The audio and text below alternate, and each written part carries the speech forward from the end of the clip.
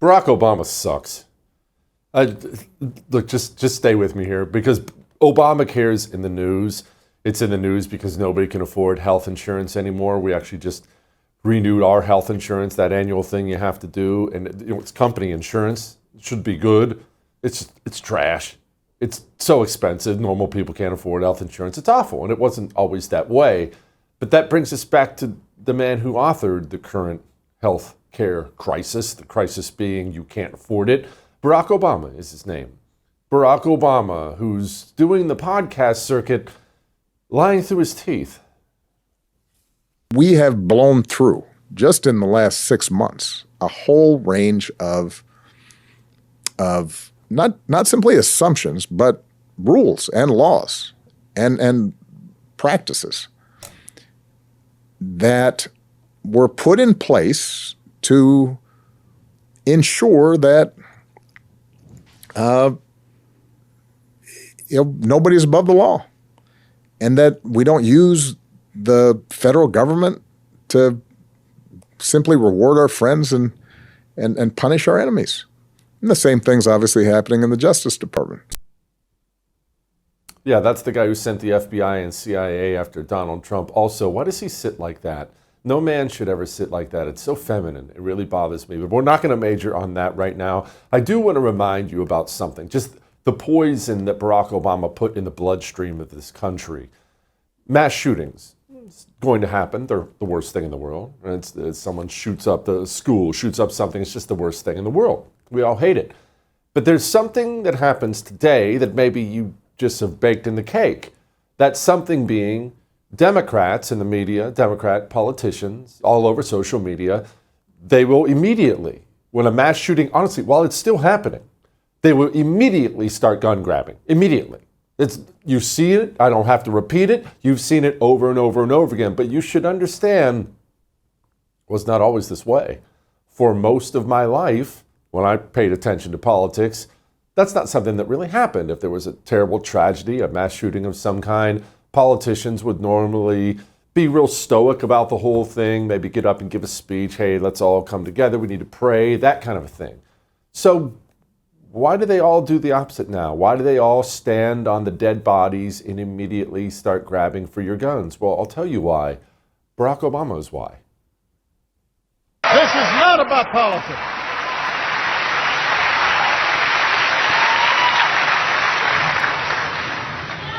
This is about these families and families all across the country who are saying, let's make it a little harder for our kids to get gunned down. The fact that 26-year-olds were gunned down in the most violent fashion possible, and this town couldn't do anything about it, was stunning to me. And so the question then becomes, what can we do about it? The only thing that's going to change is public opinion. If public opinion does not demand change in Congress, it will not change. Each time we see one of these mass shootings, our thoughts and prayers are not enough. He put that in the bloodstream of this country. Now, Democrats think it's normal.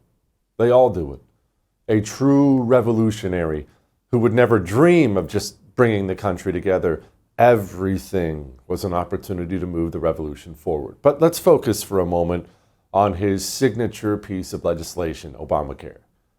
To our credit, we knew it was a disaster. The right railed and railed and railed against Obamacare when he was out there trying to sell it to America. And of course, we got this courtesy of Mays Moore. He lied through his teeth about the whole thing. It will actually reduce the deficit by $4 trillion over the long term. Reducing the waste and inefficiency in Medicare and Medicaid will pay for most of this plan. It will slow the growth of healthcare costs for our families, our businesses, and our government. There will be a provision in this plan that requires us to come forward with more spending cuts if the savings we promised don't materialize.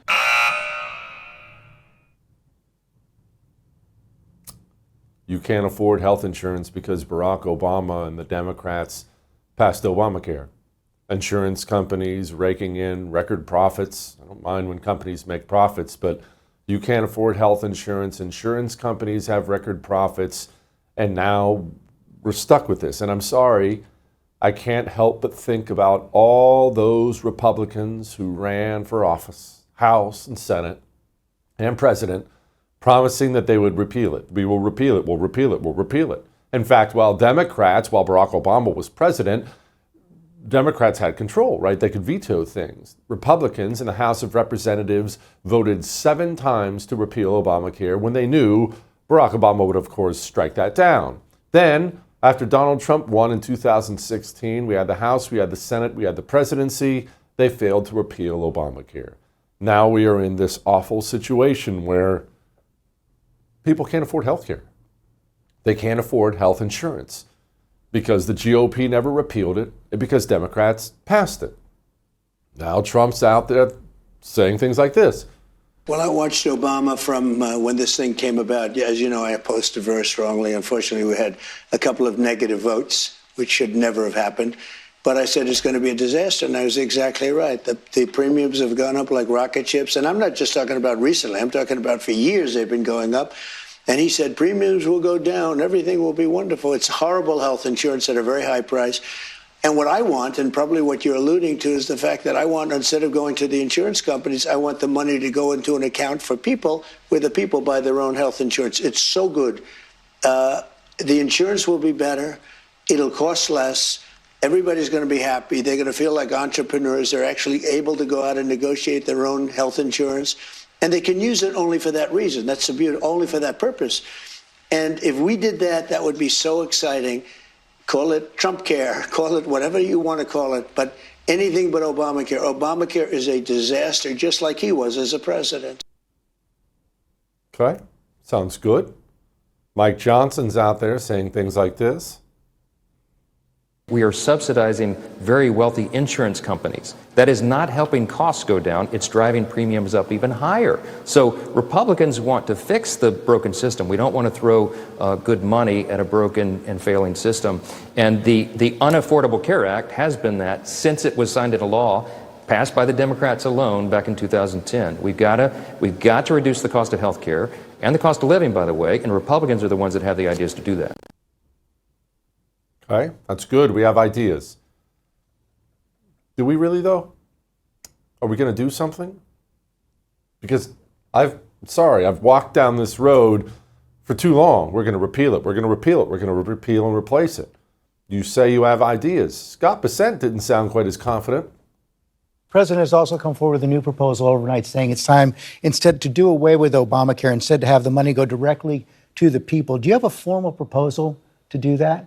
We don't have a formal proposal, but what I have noticed over time is that the Democrats give all these bills the Orwellian names, the Affordable Care Act, the Inflation Reduction Act, and we end up with just the opposite. The Affordable Care Act has become unaffordable, and the Inflation Reduction Act set off the greatest inflation in 50 years. Well, I'm a little confused because the president has been posting about that overnight and into this morning, but you're not proposing that to the Senate right now? We're not proposing it to the Senate right now. All right. Look, we need to do something. We have the House, we have the Senate, we have the presidency. I understand there are limits on what laws we can get through the Senate because we don't have 60 votes. I understand that. But it's been too long. And right now what's happening is people are sticker shocked beyond belief for their health insurance, and Republicans need to put forward concrete proposals, a law even, that will help, that will get the government out of it. And if we do not, you know what's going to happen? Not for you or me, but you know what's going to happen? The normies out there, they're going to look to Democrats who will promise to give them more money. They will. We have to do something. Let's get something done. But hey, it is the GOP after all. Gut health. You ever hear that term now? Oh, what about your gut health? I always mocked it, to be honest with you. But that's because my stomach, for almost all of my life, can handle anything. Jalapenos, it doesn't matter. My stomach can handle anything. But you notice something when you turn 44 that you didn't notice when you turn 24. There are limits. Now, what do you do to make sure your gut is in good health? Colostrum, cowboy colostrum. Someone told me it's a must. If you want your gut to feel good, it's a must. Okay, I decided to try it. Wow. And it's delicious. I have the chocolate kind. I put 2 scoops in my coffee every single morning. I have chocolate coffee, delicious. My gut feels good. Go get some cowboy colostrum for your gut health. Go to cowboycolostrum.com/JesseTV. We'll be back.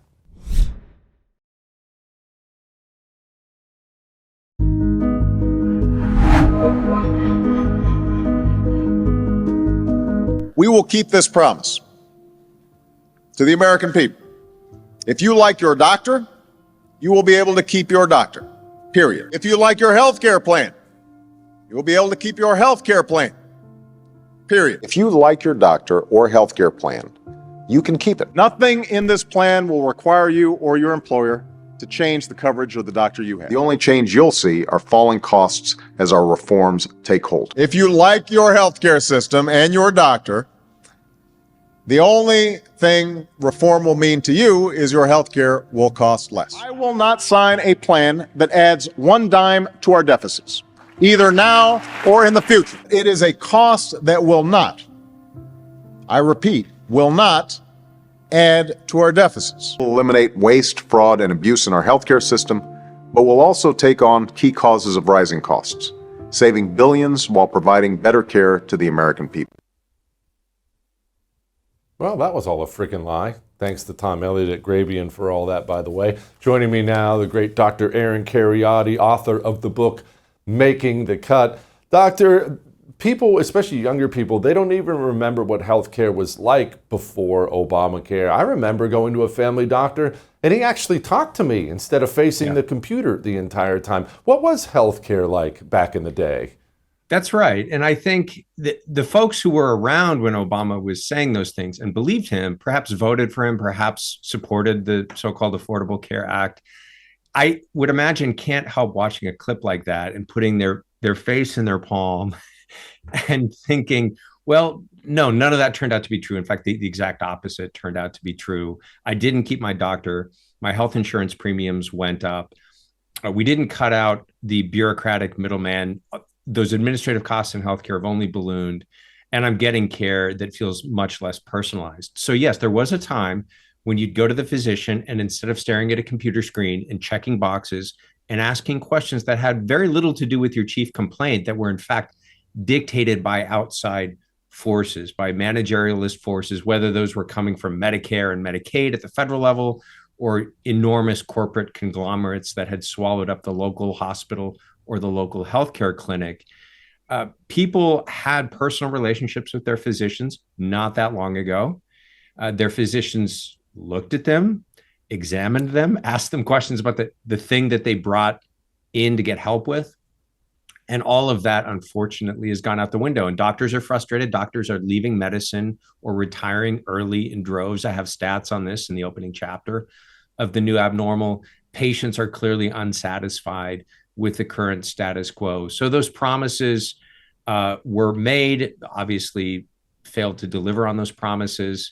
And now we're left with a system in which the bloat of the middleman has grown to enormous proportions. In fact, if you take all the people in medicine that have some face-to-face contact with patients, doctors, nurses, x-ray technicians, the front office staff, anyone who looks a patient in the face and says hello.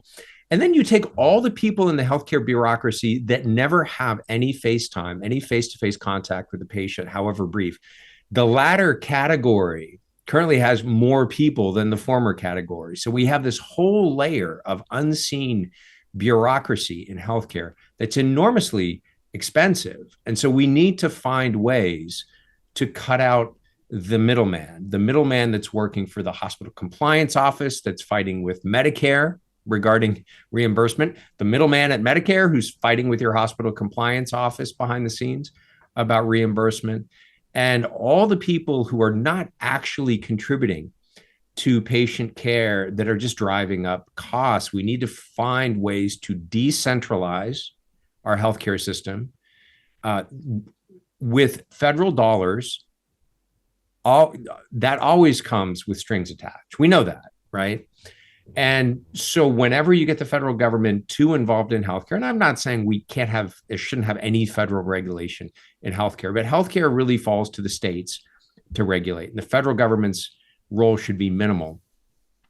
And I think we can find ways to deliver more affordable care. In the closing chapters of The New Abnormal, I talk about some models that are out there of direct primary care, of cooperative programs that are competing now with health insurance programs, able to negotiate prices directly with physicians and providers and do all kinds of creative things to cut out the middleman. But that requires enough deregulation that we give doctors and small scale localized healthcare systems room to maneuver and room to be able to operate without being swallowed up by the federal bureaucracy, without being swallowed up by the giant corporate conglomerates that are currently monopolizing healthcare in the United States.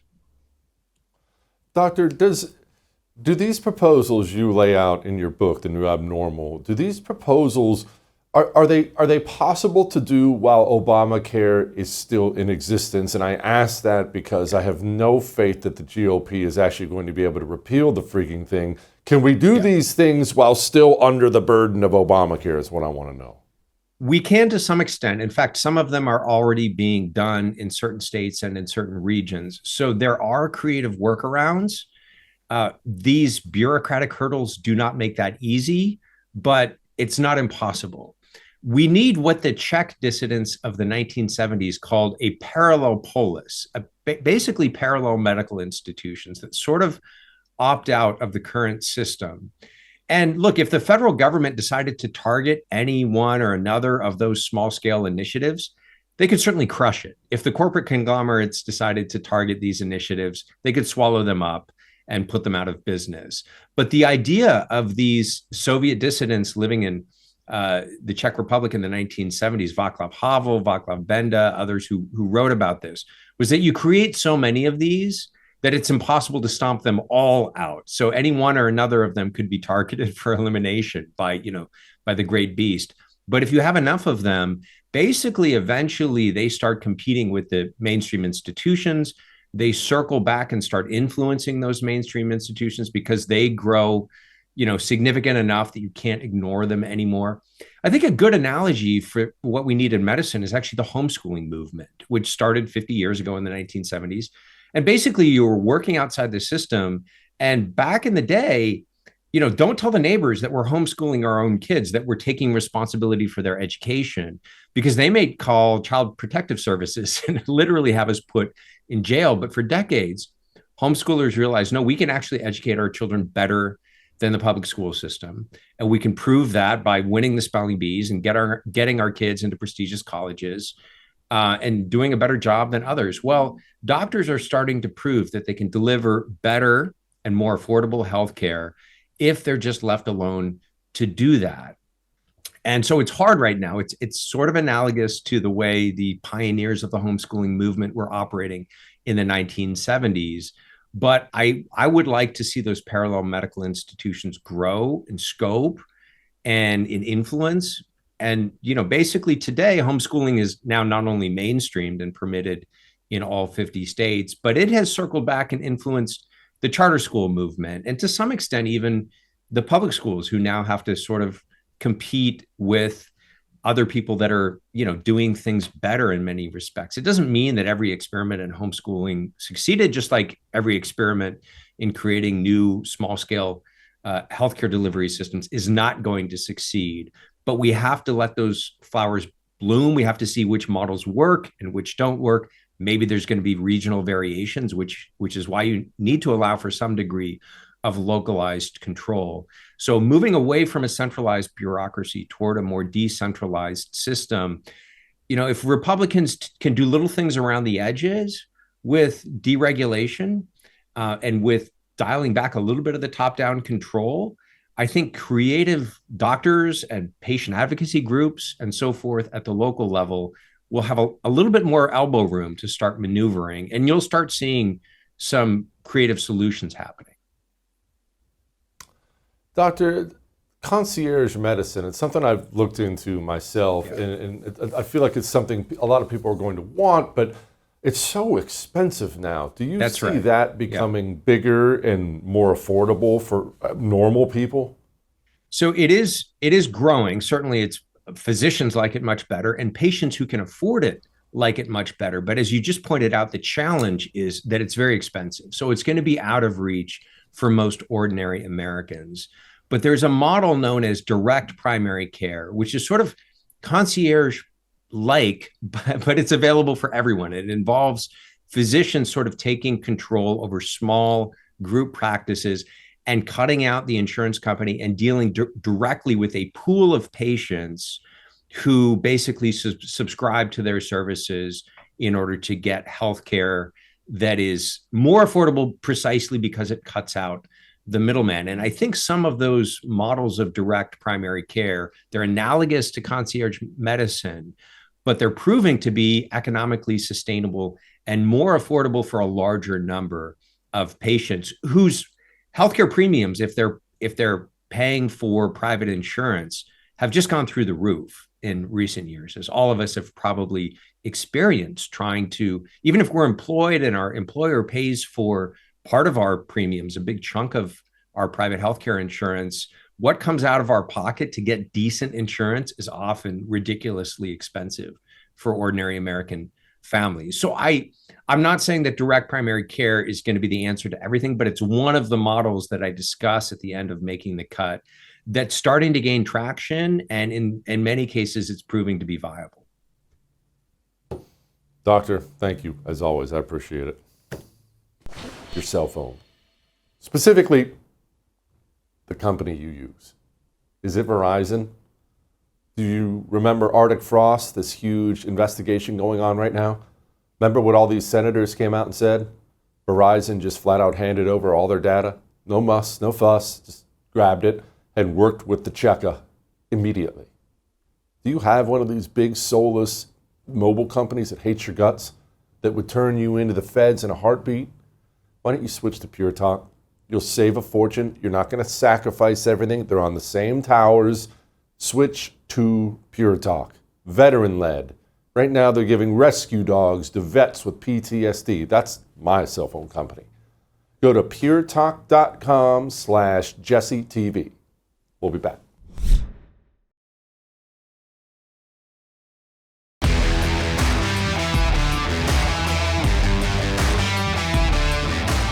All right, well, there's very clearly a shift that's happening now, and you're going to see it happening in the coming days, a shift from the Trump administration focusing on a lot of foreign affairs, which they've been, Ukraine and trade deals and things like that, to domestic. They have heard the domestic displeasure with the economy, and it seems like they're going to focus on that. Joining me now, Carol Roth, two-time best-selling author, recovering former investment banker. Okay, Carol, the administration is going to focus domestically. Some of that might be good, some of that might be bad. What kind of things are they tossing out there? What is this, dividend? What? Well, first of all, I've got 3 letters for you. TYS, told you so. I knew this was going to happen. We talked about the choreography of focusing on affordability because that is the reason that President Trump was put into office. It was the number one thing that people were concerned about. So I give the administration props for now, starting to home in on this. The challenge is that some of the ideas that are coming out are a little nutty, so we're going to need to work through them and hopefully twist it and change things around.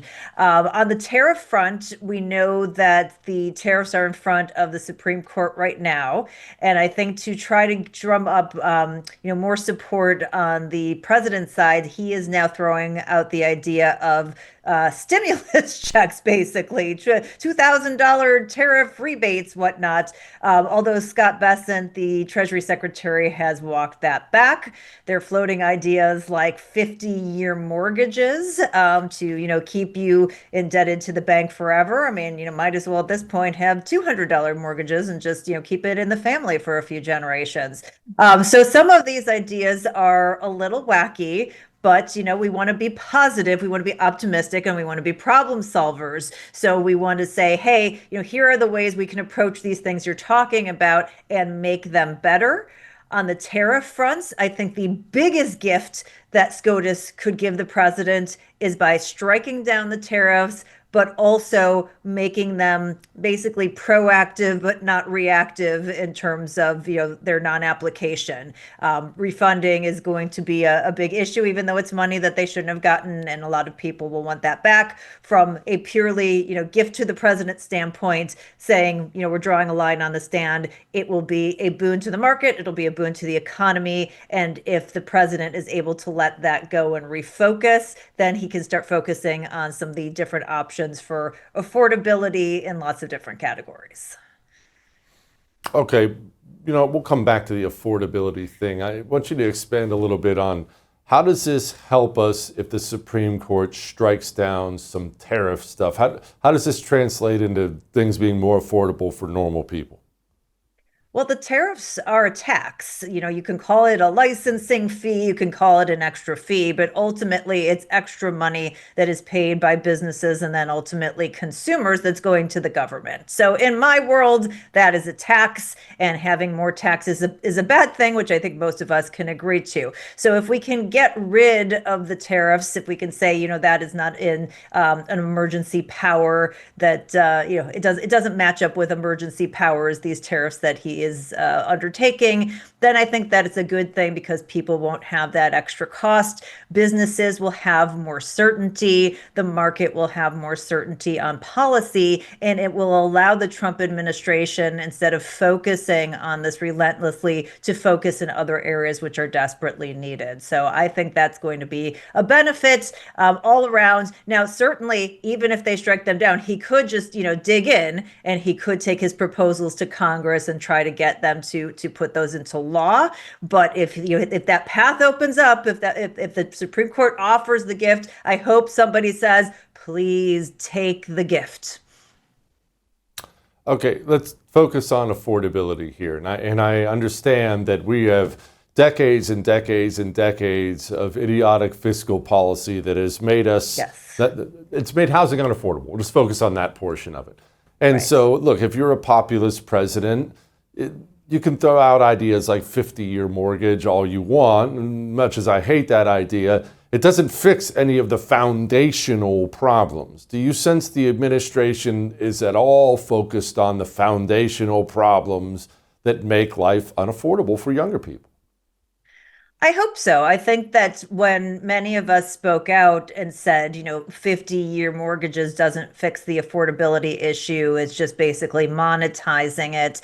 I think that some of the people involved in the administration picked up on other ideas that have been floated. I've floated ideas. I think I've talked to you about some of them before, like making mortgages assumable and portable. And so some folks in the administration have said that they are considering that as well. So that gives me at least a moment of optimism to say, okay, this is not the only thing that they're going to consider, and this is the first trial balloon that they're floating. I think that one's sort of gone over more like a lead balloon, but hopefully they will get involved in some of the things that they can. There are certain things that they won't be able to get directly involved, things like zoning issues at the local level, but by the president using his platform to shine a light on them, I do think he can create that kind of pressure and then help people sort of double down on that pressure to do what needs to be done at the local and state level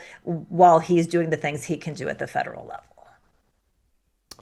Carol, what do we think about this meatpacking collusion? What did he call it? Illicit collusion and price fixing. This is something the Trump administration has spoken out about. I understand there is a beef shortage in the country. Anyone who's tried to buy a T-bone at the grocery store is well aware that there is a beef shortage of some kind in the country. What is going on? Yes, well, obviously, I am not a rancher and I don't even play one in a great drama on television. But obviously, there are issues. And, it's interesting how politicians, even the president, tend to go to big bad corporations and collusion and price fixing. And if that's happening, they should absolutely stop that. But where they never go, where I think they should go, is the deregulation and helping the smaller players in the industry. I've heard from many people, whether it's related to ranching or farming, that there are restrictions that make it harder for them to do business. And we should be making it as easy as possible for them to do business and to feed the country. And so, going back to one of the tenets that they ran on, the deregulation, the focus on Main Street America, on our ranchers, on our farmers.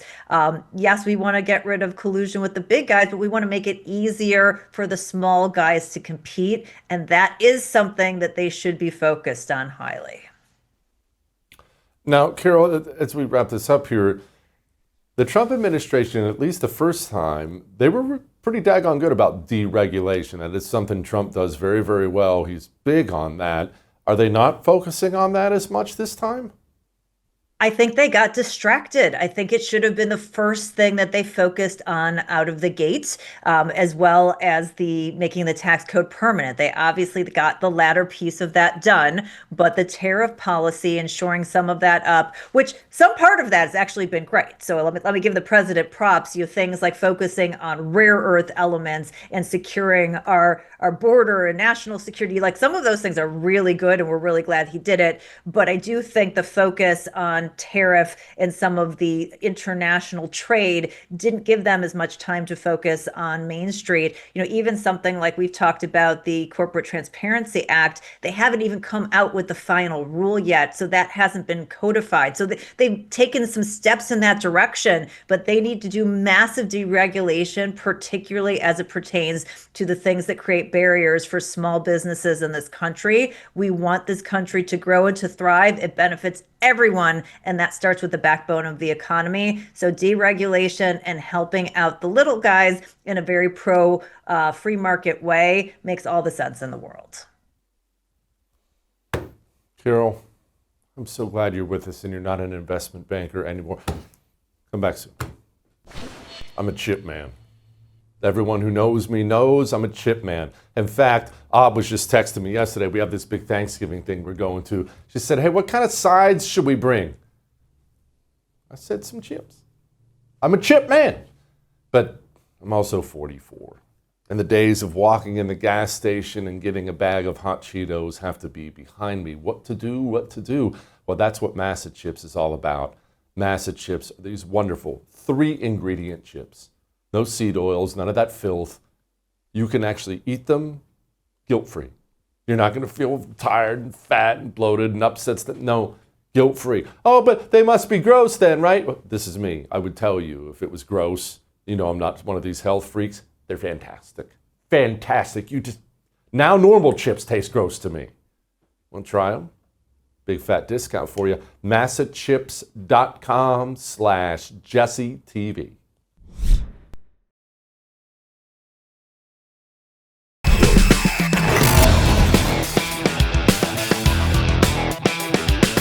You also do have to bring in talent. When we have plenty of talented people here. No, you don't. We don't have talented people here? No, you don't have certain talents, and people have to learn. Well, those comments are going over like a fart in church today, and we thought we should probably talk to Dave Brad about that. Joining me now, Senior Vice President of Business Relations at Liberty University. Dave, Donald Trump is not making many fans with his base with those kinds of things. He's already rolling Scott Bessent out there on the news to try to soften that landing, but people were concerned, Dave. Frankly, they're angry. Yeah, no, they should be. The America First agenda, Trump, he's feeling the pressure from all sides, right? All the corporate buddies are screaming at him, saying, we want the cheap and easy route we've had to make our profits for Wall Street and Main Street. Sorry. And Bessent came out and said it's Main Street's turn. And so the whole country's waiting, right? I mean, they're being patient on the wars, Ukraine, We want that thing done. We want all the wars rolled up. We want to see this Department of Justice lay down the hammer and see some results come on in. And so this is a biggie, though. The immigration, the border. When you shut down the border, why are you doing that? And so, I think he's going to feel some heat on this one. Dave, I'm curious as to why. I have my own theories, though the one that I really hope is not true is that we have an immigration bill coming that's going to be putrid because of our thin majority in the House, and this is Trump prepping the ground for that. I pray to God I'm wrong about that, but tell me why. Is it just what you just said? Is it his big business buddies in his ear? No, I don't want to pay wages. Yeah, well, just ask yourself similarly, why are we voting for a $7 trillion Biden budget again with a lot of Democrat stuff left in it with $2 trillion deficits? And the answer is because your representatives aren't representing the people. And so same thing on this. Most every, especially just go around the horn, right? Go to any state with a bunch of golf resorts and hotels and whatever. And I'll guarantee it, those congressmen and senators and women are going to be pretty friendly to cheap labor. And they're just smacking their own people on the head. And when the president says we don't have the talent, we don't have the talent, right? I've been in education my whole life because the corporate guys are planting, evergreen trees on their rooftops and ceilings as virtue signaling instead of investing into kids right down across the block from you, right? In Chicago, the poor kids, the literacy rate, the reading rate, right, for the third graders is 12%. That's not from rightwing.com, right? That's from the Illinois Public Policy Institute. And so, yeah, all these corporate guys, we're in favor of ethics and we care and we got pink ribbons and we got all sorts of cool stuff. But the kids right next door can't read. And we're for diversity and race and gender and all those kids across all those categories right downstairs can't read. So, I'm a little cynical, but if you want to change the country, you better teach the kids to read. Dave, I understand that what we're about to talk about doesn't necessarily apply to Liberty University, of course, but Trump also said that we got to have these 600,000 Chinese students. We just got to have them. It's just wonderful for the country, and we certainly don't want any universities to go out of business. Well, the American people, certainly the MAGA movement, we don't want 600,000 Chinese spies, and we don't give a crap if half the university system goes out of business. Frankly, it should. What is this? Is this part of the trade deal we just struck with China, and he's just trying to sell it now? No, this is probably the yes to that, but also in addition, the tech bros are putting huge pressure, and they're the huge donors, right? The Magnificent Seven firms, the trillionaire class. What people may not know is about 75% of the Fortune 500 CEOs are Democrat. Most all of the Magnificent Seven trillionaires are leftist. And but they're big donors, and the Republicans don't have anyone left, right? We gave 20% of the economy away to Obamacare, and so it's kind of a survival thing. We don't have Hollywood, we don't have education. You mentioned Liberty University, et cetera. But what people, the average person, doesn't know is the Chinese students have to sign a document, and all workers here to the CCP, right? We don't hate the Chinese people, but the Communist Party we don't like. And they have to sign a document saying they're basically, in essence, spying, as you said, for the CCP. And so if they want to come over here, I think that if the CCP would sign a simple document saying that the CCP and the Chinese government believes, like we do, that all people are made in the image of God and endowed by their creator with certain inalienable rights like life, liberty, and the pursuit of happiness, and they sign their name to that document, hey, welcome to the US of A. But until you sign that document saying that, no way, Jose. Trump also said this about the economy. This is the greatest economy we've ever had. Their talking points, costs are high, costs are high. By the way, the only thing is beef. Coffee is a little high because the ranchers are doing great. Coffee, we're going to lower some tariffs. We're going to have some coffee come in. We're going to take care of all this stuff very quickly, very easily. It's surgical. It's beautiful to watch. Dave, I understand that, and I'm totally fine with the Trump bluster thing. It's who he is. Frankly, it's endearing. Everything's the best ever, the most beautiful ever, the hottest ever. I get that that's Trump's way. I get that. But the economy is not good. And people recently could afford a lot more than they afford now. And telling people how great it is, it's a little insulting. Yeah, well, I've tried to counsel whoever I can up there in the swamp that's advising the president. I never would have pivoted and cheerleaded that we own the economy, right? We had 20% inflation in Biden's 4 years, right? That's a ratchet effect, right? Unless you get deflation or disinflation, those prices stay there.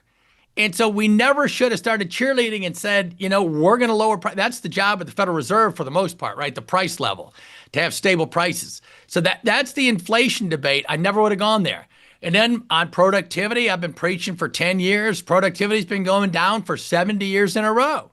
And so what Trump should say is, and I give him an A+ on this thing, the major thing that enhances productivity and GDP growth and wages is capital investment. And that's where he's crushing it, right? That's where he's doing good.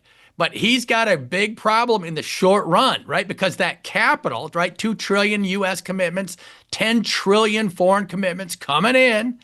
That'll take a few years to get put in the workers' hands. And if you put capital in the American people's hands, they're going to do great things with it. They always have. Just think of Henry Ford or whatever, right? The American people are ready to roll. And so Biden put us in the ditch. The left has put us in the ditch. Our geopolitical strategists missed a country called China for the past 30 years, got it all wrong.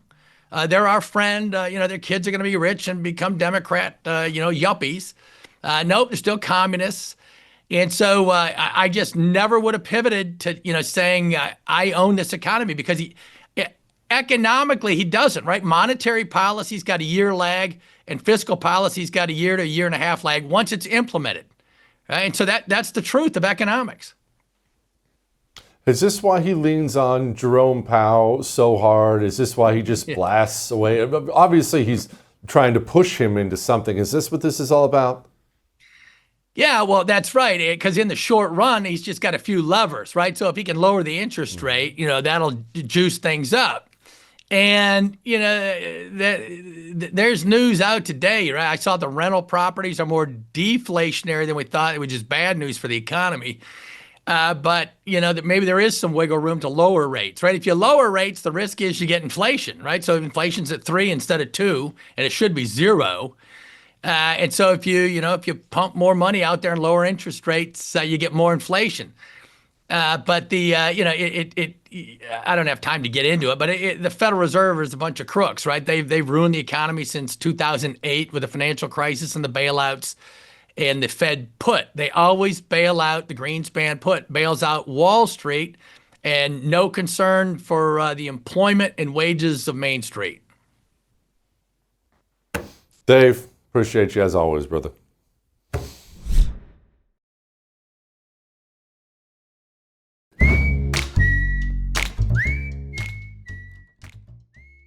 All right, it's time to lighten the mood. That was a bit of a heavy show, so we thought it would be appropriate to lighten the mood and remind everybody, remind me, that as much as we may get frustrated from time to time with the current administration, boy, did we dodge a bullet in November. I was aware of my opponent's strategy, and I wasn't about to fall prey or fall into those traps. And part of his strategy and those around him was to try and take me off our game and message. And I wasn't about to be distracted by those flames that he was trying to throw to get me away from my highest priority, which was talking to people about the economy and their well-being in terms of their financial well-being. And so I understood the game that was being played, and I made a decision that I wasn't going to get played. And chess, not checkers. Got it. Chess, not checkers. Yeah, 3-dimensional chess. I'm telling you.